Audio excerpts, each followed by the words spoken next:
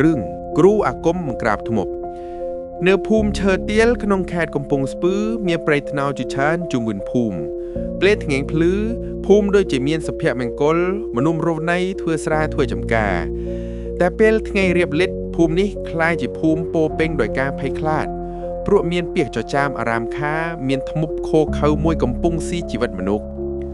អស់រយៈពេលជាច្រើនខែមនុស្សក្នុងភូមិមានអ្នកស្លាប់ដោយអាការៈចម្លែកខ្លះស្លាប់ពេលយប់ខ្លះអស់ឈាមក្នុងខ្លួនអ្នកចាស់និយាយថានោះគឺការលេងស៊ីរបស់ធ្មប់ក្មេងៗតែងយំមិនហ៊ានចេញក្រៅផ្ទះពេលថ្ងៃងងឹតក្នុងភូមិមានវ័យក្មេងស្រីម្នាក់ឈ្មោះស្រីកានាងក្លាហានជាងមិត្តភក្តិប៉ុន្តែតែងខ្លាចពេលស្ដាប់រឿងធ្មប់ម្ដាយនាងបានស្លាប់ដោយអាការៈចម្លែកដូចគ្នាពេលនាងអាយុបាន15ឆ្នាំក្រោយពីថ្ងៃនោះស្រីកាស្បត់ក្នុងចិត្តថានាងនឹងត្រូវស្វែងរកអ្នកដែលអាចបង្ក្រាបអំណាចងងឹតនេះបានមួយថ្ងៃភូមិក៏មានអ្នកចាស់ជួនម្នាក់មកពីក្រៅឃុំគេហៅគាត់ថាគ្រូពៅគេមានកាយក្រហមសក់សពាក់ខោសម្លៀកព្រៃមានក្រវិលដាក់ដៃគាត់អង្គុយនៅក្រោមដើមត្នោតហើយនិយាយសូរសំឡេងដាច់ថាធ្មប់នៅក្នុងភូមិនេះខ្ញុំស្គាល់ហើយវាមិនមែនជាអរសាមញ្ញទេវាជាអ្នករៀនអាគមខ្មោចប៉ុន្តែបរាជ័យក្នុងការគ្រប់គ្រងឥឡូវវិញ្ញាណវងបានចូលក្នុងខ្លួនហើយបន្តស៊ីឈាមមនុស្សសមាជិកភូមិភ័យខ្លាចតែស្រីកាចូលតែសុំជំនួយពីគ្រូពៅគាត់ក៏យល់ព្រមជួយប៉ុន្តែបញ្ជាក់ថាក្មេងស្រីប្រសិនបើចង់ឈ្នះត្រីក្លាហានយប់នេះយើងត្រូវទៅចាប់ផ្ដើមធ្វើពិធីក្នុងព្រៃពេលរាត្រីដល់ភ្លឺច័ន្ទលេចក្រោមពពកខ្យល់បកដើមត្នោតគ្រូពៅបានរៀបចំអំពៃក្រហមទៀនខ្មៅនិងខ្សែចន្ទ្រាស្រីកាដើរតាមទៅជាមួយក៏ដៃត្រជាពោពេញដោយការភ័យពេលដល់ចំកណ្ដាលព្រៃគ្រូពៅបានគូគោលដើរលើដីជារាងខ្នាត5ជ្រុងហើយដាក់ឈើអាកាសព័ទ្ធជុំវិញគាត់ហៅពីអាគមដ៏លំបាកសំឡេងព្រៃស្ងាត់បាត់ក្មេងកង្កែបក៏ឈប់ហែកភ្លេងទៀនបន្លឺត្រង់ហើយស្រាប់តែមានខ្យល់ត្រជាក់បុកត្រង់ចូលពេលនោះសំឡេងស្រីអំពើរំរែកខ្ញុំត្រូវការឈាមស្រីកាចាប់ផ្ដើមខ្លាចដល់ថ្នាក់ភ្លេចដកដង្ហើមពីក្នុងអិនធនូងចៅងងឹតមានស្រមោលខ្មៅមួយចេញជាឆ្កាងភ្លួភ្នែកភ្លឺក្រហមវាជាធ្មប់ដែលមនុស្សទាំងអស់គេនិយាយពីវារត់មកស្អិតដៃស្រីកាប៉ុន្តែគ្រូពៅបានបោះខ្សែច័ន្ទច្រាក់វាចូលក្នុងរង្វង់វារអ៊ូទឹកភ្នែកខ្មៅហូរហើយអំពើក្រហមក៏ចាប់ផ្ដើមបំភ្លឺសំឡេងគ្រូពៅឡើងខ្ពស់អាហាអ្នកណាដែលរៀនអាគមដោយចិត្តអាក្រក់សូមវិញ្ញាណត្រឡប់ទៅកន្លែងវងវេទនារបស់អ្នកធ្មប់គោះក្បាលដែលស្លាប់ធំហុកចេញក្រឡេកទៅក្មេងស្រីនិងគ្រូពៅដីរញ្ជួយដូចដីរញ្ជួយធម្មជាតិ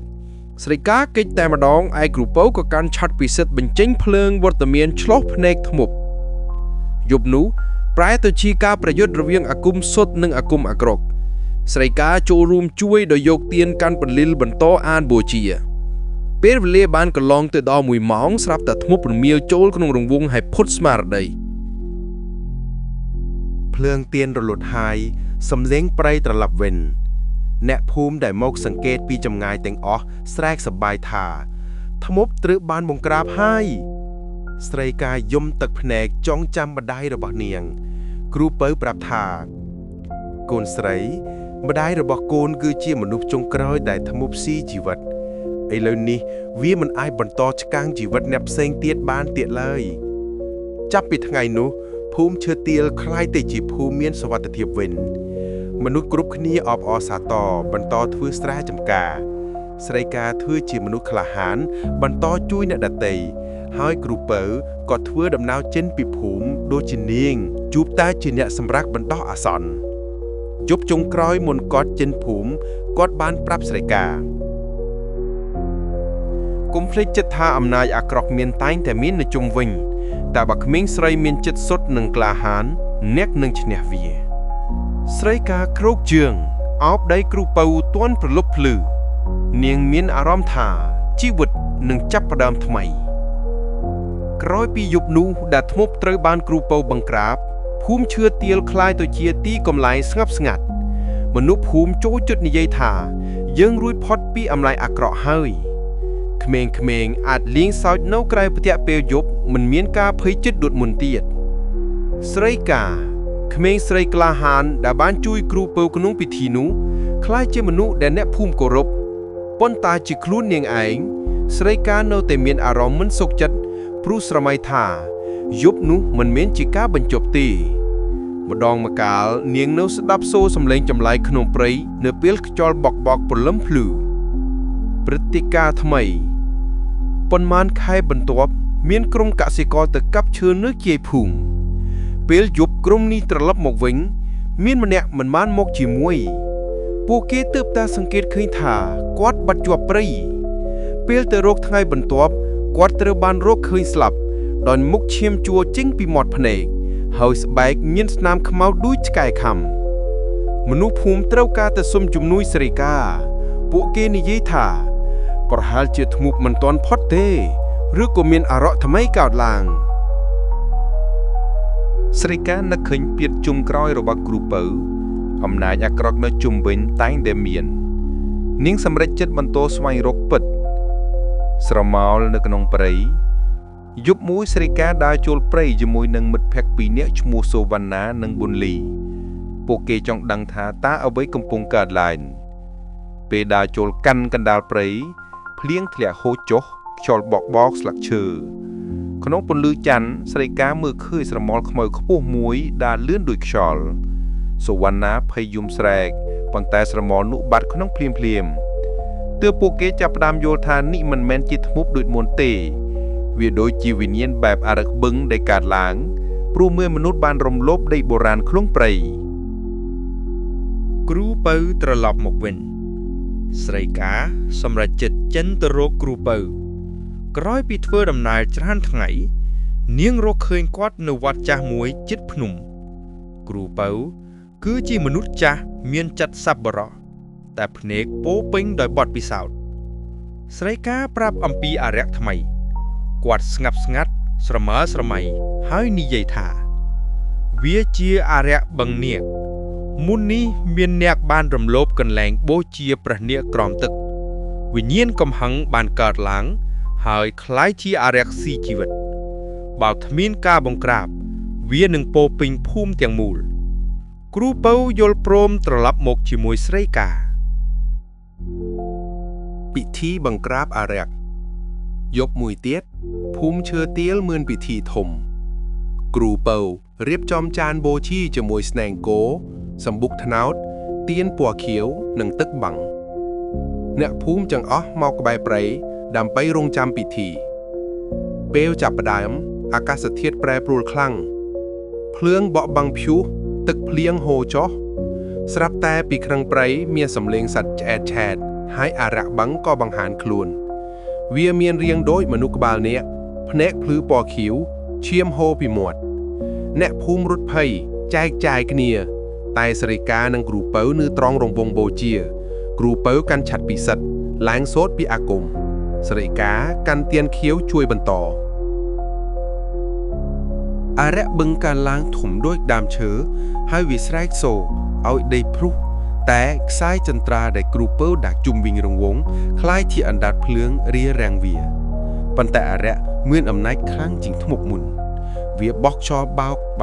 ឲ្យភ្លើងទៀនខាស់លាន់ស្រីកាភ័យប៉ុន្តែក៏កាន់ដៃគ្រូពៅជាប់មិនចាស់ចិនគ្រូពៅស្រែកថាស្រីកាប្រសិនបើចង់ឈ្នះអ្នកត្រូវចូលរួមបន្ថែមកម្លាំងចិត្តសុទ្ធច្រៀងឈ្មោះម្ដាយអ្នកព្រោះព្រះវិញ្ញាណនាងនឹងជួយស្រីកាយំហើយហៅឈ្មោះម្ដាយភ្លាមទៀនខៀវភ្លឺកាន់តែខ្លាំងអារក្សបឹងកំពុងត្រូវគេដុតចូលក្នុងរង្វង់វារមៀលស្រែកយំរហូតហើយស្រាប់តែបាត់ទៅក្នុងពន្លឺសេចក្តីស្ងប់ថ្មីពេលព្រឹកដល់ព្រះអាទិត្យឡើងភ្លឺអាកាសធាតុคล้ายតែធម្មតាវិញអ្នកភូមិអបអរសាទរសរសើរស្រីកានិងគ្រូពៅពួកគេចូលចិត្តថាភូមិឈើទៀលត្រូវបានសង្គ្រោះម្ដងទៀតគ្រូពៅប្រាប់ថានេះគឺជាការពិតនៃជីវិតអំណាចអាក្រក់មិនអាចបាត់ទៅទាំងស្រុងតែចិត្តសុទ្ធនិងក្តីក្លាហាននឹងជួយឈ្នះវា កុំភ្លេចចិត្តបង្រៀនកូនចៅឲ្យគោរពដីដ៏បុរាណនិងមានចិត្តល្អស្រីកាគោរពនឹងចិត្តពេញនាងយល់ថាទោះជាមានអារះកាត់ឡើងប៉ុន្មានដងក៏មនុស្សអាចឈ្នះវាបានដោយមានឯកភាពនិងចិត្តសុទ្ធក្រោយពេលអារៈបឹងត្រូវបានបង្ក្រាបភូមិឈើទាលស្ងប់ស្ងាត់បានប្រហែល1ឆ្នាំមនុស្សចាប់ផ្ដើមភ្លេចអំពីព្រឹត្តិការណ៍សាហាវកាលមុនក្មេងៗក៏អាចរត់លេងក្រោមពន្លឺច័ន្ទដោយមិនមានការភ័យខ្លាចស្រីកាខ្លាយទីក្មេងស្រីមានកិត្តិយសក្នុងភូមិនាងរៀនអាគមសុទ្ធពីគ្រូពៅនិងចេះប្រើបូជាថ្នាំបន្តិចតែចិត្តនាងនៅតែមានអារម្មណ៍ថាមានអ្វីមួយកំពុងតាមមកពីវងបុរាណកាន់តែជ្រៅជាងនេះស្នាមអារៈថ្មីថ្ងៃមួយសត្វត្រីនៅក្នុងបឹងធំជិតភូមិបាត់ចោលជាអស្ចារ្យអ្នកនេសាទជួបឧបសគ្គព្រោះអណ្ដាតខ្យល់ធំបែកពីទឹកឡើងដូចជាមានអ្វីធំស្ថិតនៅក្រោមបឹងពេលយប់ក៏មានមនុស្សឃើញភ្លើងខៀវភ្លឺឡើងពីទឹកដូចជាពន្លឺអគ្គិសនីស្រីកាមើលហើយដឹងថានេះមិនមែនជារឿងធម្មតានាងទៅសួរអ្នកចាស់ពួកគេប្រាប់ថាពេលបុរាណមានព្រះនាគអង្គមួយបានគេចចោលជាប់ក្រោមបឹងដោយអាគមវេទមន្តបើកាលណាអ្នករំលោភសិល្បៈបូជាបុរាណវិញ្ញាណនាគនោះអាចត្រឡប់មកវិញការលេចចេញនៃអារក្សបុរាណយប់មួយពេលភ្លៀងធាក់ធំអ្នកភូមិឮសូរស្រែកដោយរូបោបង្ហាញអាត់កំបាំងនៅវត្តចាំលើភ្នំគ្រូពៅនិយាយថានេះមិនមែនអារក្សធម្មតាទេវាជាអារក្សអ្នកសមុទ្របុរាណដែលត្រូវបានចងចាំដោយព្រះសង្ឃបុរាណជាន់ខ្ពស់ពេលវាឡើងវិញមានន័យថាអ្នកណាម្នាក់បានរំលោភសិល្បៈបូជាអ្នកប្រសិនបើយើងមិនបង្ក្រាបវានឹងលងភូមិនេះជាមួយទឹកគាត់បន្ថែមថាអារក្សនេះមិនអាចត្រូវបានបង្ក្រាបដោយខ្មងតែម្នាក់ទេស្រីកាអ្នកត្រូវខ្លាចជាអ្នកស្នងតំណែងហើយចូលរួមក្នុងពិធីធំបើចិត្តអ្នកមិនសុទ្ធវាអាចស៊ីអ្នកជាមុនគេស្រីកាទោះមានការភ័យខ្លាចប៉ុន្តែចិត្តក្លាហាននាងកាន់តែខ្លាំងនាងយល់ថាជីវិតភូមិទាំងមូលអាស្រ័យលើក្តីសម្រេចរបស់នាងពិធីសមុទ្រពិធីធំត្រូវបានរៀបចំនៅច្រាំងបឹងអ្នកភូមិទាំងអស់នាំគោក្របីសម្បុកថ្នោតទៀនខៀវនិងទឹកបរិសុទ្ធគ្រូពៅឲ្យស្រីកាអង្គុយក្នុងរង្វង់អាគមជាមួយខ្សែចន្ទ្រានិងខ្សែសក្រាមពេលយប់ដល់អាកាសធាតុប្រែប្រួលដោយព្យុះសមុទ្រទឹកក្នុងបឹងហូរចេញឯណោះដូចជាមានសមុទ្រពិតព្រះច័ន្ទត្រូវពពកបិទអាកាសងងឹតដាក់ឈឹងភ្លាមអ្នកអារក្សលេចឡើងជារូបធំឆក់ប្រភ្លើងពន្លឺភ្នែកវាឆ្លុះដោយភ្លើងបិទភ្លើងវាស្រាយជាសូរឲ្យដីក្រឡាប់ហើយទឹកបឹងជ្រៀតចូលភូមិការប្រយុទ្ធដ៏ធំគ្រូពៅចាប់ផ្ដើមសូត្រពាក្យវេទស្រីកាកាន់ទៀនខៀវហើយអានពាក្យដែលគាត់បង្រៀនតែអារក្សនាគខ្លាំងណាស់វាបោះខ្យល់កម្ចាត់ភ្លើងទៀននិងបាក់ឈើជុំវិញអ្នកភូមិភ័យស្រែករត់ចេញស្រីកាគិតថានឹងបរាជ័យតែគ្រូពៅស្រែកថាកុំភ្លេចចិត្តស្នេហាម្ដាយនិងឪពុកការសុទ្ធក្នុងចិត្តអ្នកគឺអាវុធធំជាងគេស្រីកាយំហើយឈ្មោះឪពុកម្ដាយដែលបានស្លាប់តាំងពីក្មេងភ្លាមភ្លើងទៀនរលត់បានភ្លឺឡើងវិញដូចជាពន្លឺព្រះអាទិត្យវិញ្ញាណបរិសុទ្ធរបស់ឪពុកម្ដាយនាងបង្ហាញនៅខាងក្រោយដូចជាការពារអារក្សនាគរមៀលធ្វើសូរចង្អិនតែពន្លឺសុទ្ធឆេះវាស្រែកដល់ដីទឹករញ្ជួយហើយនៅចុងក្រោយវាត្រូវបញ្ចូលក្នុងរង្វង់អាគមទៅជាផ្សែងខ្មៅបាត់ទៅក្នុងសមុទ្រទាំងជ្រៅសេចក្តីស្រស់ថ្មីពេលព្រឹកដល់ទឹកបឹងស្ងប់វិញភូមិឈើទាលត្រូវបានសង្គ្រោះម្ដងទៀតអ្នកភូមិទាំងអស់ចូលរួមថ្វាយបង្គំស្រីកានិងគ្រូពៅពួកគេចាប់ផ្ដើមសាងសិលាចារឹកនៅយាយបឹងដើម្បីគោរពវិញ្ញាណបុរាណគ្រូពៅប្រាប់ស្រីកាកូនបានក្លាយជាអ្នកស្នងសិទ្ធិហើយពេលឃ្លាមចាក់ចិនកូនត្រូវជាមនុស្សដែលការពារភូមិនេះពីអំណាចងងឹតតែចាំថាអារក្សមិនដែលបាត់ទៅទាំងស្រុងវានឹងត្រឡប់នៅពេលមានមនុស្សបាត់បង់ចិត្តសុទ្ធស្រីកាក្រោកជើងកាន់ទៀនខៀវទទួលសិទ្ធិជាអ្នកបង្ក្រាបអារក្សចំនួនថ្មីភ្នែកនាងពោពេញដោយទឹកភ្នែកនិងក្តីក្លាហាន